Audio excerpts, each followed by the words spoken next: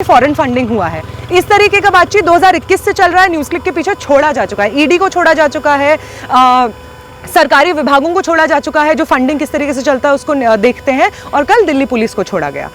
ये 2021 से चल रहा है। 2021 के बाद से बहुत कोशिश की है, लेकिन अभी तक भी दिल्ली पुलिस एक चार्जशीट दायर नहीं कर पाई है, ये दिखाते हुए कि किस तरीके से पैसा खाया जा रहा है और वो पैसा यूटिलाइज हो रहा है। आप ये बात कर रहे हैं कि फॉरेन फंडिंग आ रहा है, हम ये पूछना चाहेंगे कि पीएम केयर्स में जो फंडिंग आ रहा है चाइनीज कंपनीज का, जो जा रहा है सरकार के पास में, उस फंडिंग का क्या? तमाम जर्नलिस्ट, साफ सीधी बात है कि आज के समय में वो तमाम जर्नलिस्ट, वो राइटर्स, वो प्रोफेसर्स, वो एक्टिविस्ट, यहाँ पे सोशल एक्टिविस्ट, तमाम जगह पे काम करने वाले, लिखने पढ़ने समझने वाले लोग जो सरकार का गुणगान नहीं कर रहे हैं, उनको इस सरकार से खतरा है। और अगर किसी देश में सच बोलने वालों को सरकार से खतरा हो जाए तो समझ लेना चाहिए कि उस देश में लोकतंत्र तो नहीं है। जंतर मंतर पे भी आपको बोला जा रहा है कि अगर आपको प्रोटेस्ट का परमिशन चाहिए तो आप एक हफ्ता पहले लीजिए। अगर आज हमारे साथ जुल्म हो रहा है तो एक हफ्ता पहले हम आपको कैसे बता दें कि हमारे साथ जुल्म होने वाला है, इसलिए हम एक हफ्ते बाद यहाँ पे प्रोटेस्ट करेंगे? कितनी बेबुनियाद बात है। ये ऐसे लोगों की बात है जो समझते हैं कि उनका जो प्रोपेगेंडा का मैकेनिज्म चल रहा है, जो बोलता है कि सब चंगा सी देश में सब बढ़िया है, this is the mother of democracy, ये वही लोग हैं जो डरते हैं कि अगर एक इंसान भी, एक यूनिवर्सिटी में पढ़ने वाला बैचलर्स का स्टूडेंट भी अगर सच बोलना शुरू कर देगा तो जो भ्रम है उनकी सत्ता का वो टूट जाएगा। और ये सरकार बहुत डरती है। जंतर मंतर पे यूपी के जितने पत्रकार हैं, पत्रकार के अधिकार के लिए प्रोटेस्ट कर रहे हैं, क्या मांगे आपने? हम लोग की मांगे हैं कि हम सब जानते हैं कि लोकतंत्र एक सपना, एक हवा में गड़ा हुआ सपना नहीं है। लोकतंत्र एक तंत्र है, उसको डिफाइन करने के कुछ कुछ पैरामीटर्स हैं और उन पैरामीटर्स में से प्रेस फ्रीडम बहुत प्राइमरी चीज़ है।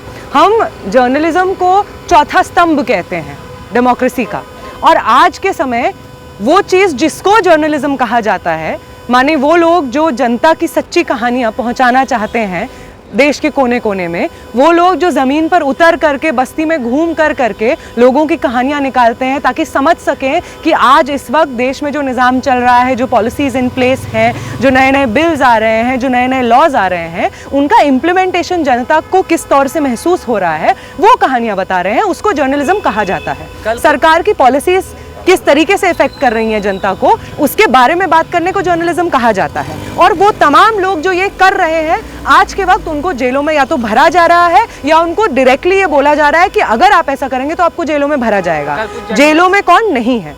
वो लोग जो जर्नलिज्म को ये समझते हैं कि सरकार का गुणगान करना है। कल कुछ जर्नलिस्ट के घरों पे जो ईडी की रेड हुई, कुछ को गिरफ्तार किया गया, क्या लगता है कि ये लोकतंत्र की हत्या है? हमें एकदम ऐसा लगता है, क्योंकि न्यूज़ क्लिक के ऊपर जो ये कहा जा रहा है कि आपको फॉरेन फंडिंग आता है चाइना से और आप चाइना का जो प्रोपेगेंडा मटेरियल है वो अपने टीवी चैनल्स, अपने न्यूज़ चैनल्स में कैरी करते हैं।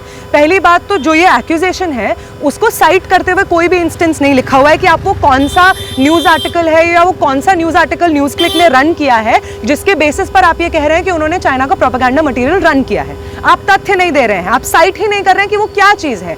अगर आप कह रहे हैं कि कोई चाइना का प्रोपेगेंडा मटेरियल रन किया है, आपके पास इंस्टेंस होगा ना कि ये जो हेडलाइन है ये उसके प्रोपेगेंडा मटेरियल का हिस्सा है, या ये जो न्यूज़ स्टोरी किया गया है न्यूज़ क्लिक में वो उसके प्रोपेगेंडा का हिस्सा है। वो कोई भी चीज़ साइट नहीं किया है। दूसरा चीज़ जो बोला है कि फॉरेन फंडिंग हुआ है, इस तरीके का बातचीत 2021 से चल रहा है। न्यूज़ क्लिक के पीछे छोड़ा जा चुका है, ईडी को छोड़ा जा चुका है, सरकारी विभागों को छोड़ा जा चुका है। जो फंडिंग किस तरीके से चलता है उसको देखते हैं। और कल दिल्ली पुलिस को छोड़ा गया। ये 2021 से चल रहा है। 2021 के बाद से बहुत कोशिश की है, लेकिन अभी तक भी दिल्ली पुलिस एक चार्जशीट दायर नहीं कर पाई है, ये दिखाते हुए कि किस तरीके से पैसा खाया जा रहा है और वो पैसा यूटिलाइज हो रहा है। अगला चीज़, अगर आप ये बात कर रहे हैं कि फॉरेन फंडिंग आ रहा है, हम ये पूछना चाहेंगे कि पीएम केयर्स में जो फंडिंग आ रहा है चाइनीज कंपनीज का, जो जा रहा है सरकार के पास में, उस फंडिंग का क्या? तमाम जर्नलिस्ट, साफ सीधी बात है कि आज के समय में वो तमाम जर्नलिस्ट, वो राइटर्स, वो प्रोफेसर्स, वो एक्टिविस्ट, यहाँ पे सोशल एक्टिविस्ट, तमाम जगह पे काम करने वाले, लिखने पढ़ने समझने वाले लोग जो सरकार का गुणगान नहीं कर रहे हैं, उनको इस सरकार से खतरा है। और अगर किसी देश में सच बोलने वालों को सरकार से खतरा हो जाए तो समझ लेना चाहिए कि उस देश में लोकतंत्र तो नहीं है। तो मैम क्या लगता है, सरकार डरी हुई है इन पत्रकारों से? हमें लगता है कि सरकार बेहद डरी हुई है पत्रकारों से, क्योंकि वो व्यक्ति जो हमारे देश में एक नया अपने लिए घर बनाता है, निवास बनवाता है, लोगों का, जनता का पैसा यूज़ करके, सूट पहनता है, जिसमें पता नहीं कितनी हजारवीं बार तो अपना नाम लिखवाता है, वो इंसान जो एक प्रेस को प्रेस मीटिंग नहीं बुलाता है, प्रेस कॉन्फ्रेंस नहीं बुलाता है, एड्रेस नहीं करता है, वो इंसान कितना डरता होगा उन तमाम लोगों से जो समझते हैं, जानते हैं, उसके पेरोल पे नहीं है। ये समझने वाली बात है। इसीलिए आज ऐसा है कि दिल्ली में जहां पे आप कहीं पर भी प्रोटेस्ट कर सकते थे, यहाँ पे जब कोविड का लॉकडाउन लगा उससे पहले हम हर जगह पे प्रोटेस्ट करते थे। किसी भी बिहार भवन हो गया, यूपी भवन हो गया, हिमाचल उत्तराखंड भवन हो गया। हमें याद है उत्तराखंड भवन पे जब दिसंबर के महीने में असेंबली हुआ था, जिसमें खुले तौर पे ये स्पीच दिया गया था, बोला गया था कि हिंदुओं का कत्लेआम करो, वेपनाइज करना चाहिए हिंदुओं को, उनके हाथों में सशस्त्रीकरण करना चाहिए उनका। जब ये खुला कॉल दिया गया था, हम उत्तराखंड भवन के सामने प्रोटेस्ट किए थे। कर सकते थे क्योंकि तब भी जो भी डेमोक्रेटिक स्पेसेस हैं उनको श्रिंक किया जा रहा था। लेकिन आज के समय में आपको बोला जा रहा है या तो आप जंतर मंतर पे प्रोटेस्ट करिए या रामलीला मैदान पे प्रोटेस्ट करिए। जंतर मंतर पे भी आपको बोला जा रहा है कि अगर आपको प्रोटेस्ट का परमिशन चाहिए तो आप एक हफ्ता पहले लीजिए। अगर आज हमारे साथ जुल्म हो रहा है तो एक हफ्ता पहले हम आपको कैसे बता दें कि हमारे साथ जुल्म होने वाला है, इसलिए हम एक हफ्ते बाद यहाँ पे प्रोटेस्ट करेंगे। कितनी बेबुनियाद बात है। ये ऐसे लोगों की बात है जो समझते हैं कि उनका जो प्रोपेगेंडा का मैकेनिज्म चल रहा है, जो बोलता है कि सब चंगा सी देश में सब बढ़िया है, this is the mother of democracy, ये वही लोग हैं जो डरते हैं कि अगर एक इंसान भी, एक यूनिवर्सिटी में पढ़ने वाला बैचलर्स का स्टूडेंट भी अगर सच बोलना शुरू कर देगा तो जो भ्रम है उनकी सत्ता का वो टूट जाएगा। और ये सरकार बहुत डरती है। 2024 में चुनाव है, चुनाव से पहले इस तरह की जो कार्रवाई हो रही है, ईडी की छापेमारी हो रही है, दिल्ली पुलिस वहाँ पर स्पेशल टास्क फोर्स जा रही है, तो क्या लगता है ये इससे फायदा होगा क्या सरकार को? फायदा होगा या नहीं होगा ये तो आने वाले समय के आंदोलन उन्हें बता देंगे। लेकिन आप जो बोल रहे हैं कि 2024 से पहले ये सब हो रहा है, एकदम 2024 से पहले हो रहा है। हम लोग समझ गए हैं कि आज के समय में जो पॉलिटिक्स हो गया है वो पॉलिटिक्स ऑफ परसेप्शन है। आप और इस वजह से भी ऐसा होता है कि सरकार का या इवन बेटी बचाओ बेटी पढ़ाओ का जो फंड होता है वो एक्चुअल इम्प्लीमेंटेशन ग्राउंड में जो पॉलिसीज़ का होना चाहिए उससे ज़्यादा उसके एडवर्टाइजमेंट में खर्च हो जाता है। हम देखते हैं कि जनता का टैक्स पेयर का पैसा खर्च होता है मोदी गवर्नमेंट का प्रचार करने में। हम देखते हैं कि दिल्ली के DTC जहाँ पे रुकती है बस स्टैंड पर योगी का फोटो लगा हुआ है। क्यों लगा हुआ है हमको समझ में नहीं आता। हमको समझ में नहीं आता है कि तमाम जगह पर पे अमित शाह का फोटो क्यों लगा हुआ है। हमारे यूनिवर्सिटी स्पेसेस में क्यों ये फोटोज लगी हुई, हमको समझ नहीं आता है। फिर जब हम सोचते हैं आज के समय में, तब हमको समझ में आता है कि 2024 से पहले का जो पूरा गेम है, आज के मीडियाटाइज सोसाइटी जिसको हम आम छात्र अपने एकेडमिक भाषा में कहते हैं, उस मीडियाटाइज सोसाइटी का एक सच है कि आपका परसेप्शन मोल्ड करने की कोशिश की जा रही है। और उस परसेप्शन का एक बहुत अहम हिस्सा स्टेट की तरफ से है कि सब चंगा सी, सब बहुत अच्छा चल रहा है, सब बहुत बेहतर है, we are the mother of democracy.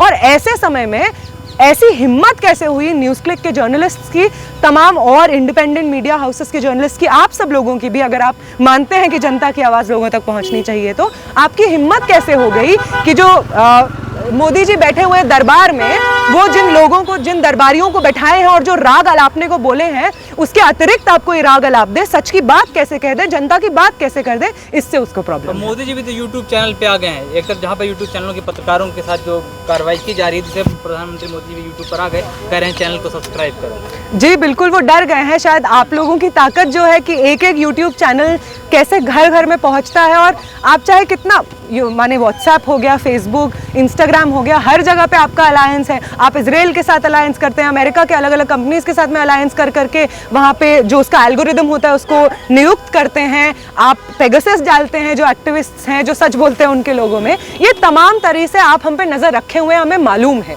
लेकिन उसके बावजूद YouTube एक ऐसा स्पेस बन गया था जहाँ पे आप जैसे तमाम जर्नलिस्ट, कॉमन स्टूडेंट्स जो जर्नलिज्म पढ़ना चाह रहे हैं या पढ़ रहे हैं अभी, वो आकर के आम जनता से बात करके सच बताते थे। और शायद ये बात मोदी को समझ आ गई, मोदी जी को समझ आ गई है कि आप अगर बार बार हर रोज़ 9 बजे या पूरा दिन टीवी पे चिल्लाएंगे और चिल्ला चिल्ला के लोगों का दिमाग खराब कर देंगे, तो एक समय बाद लोग आपको बेवकूफ़ समझ लेंगे, जान लेंगे।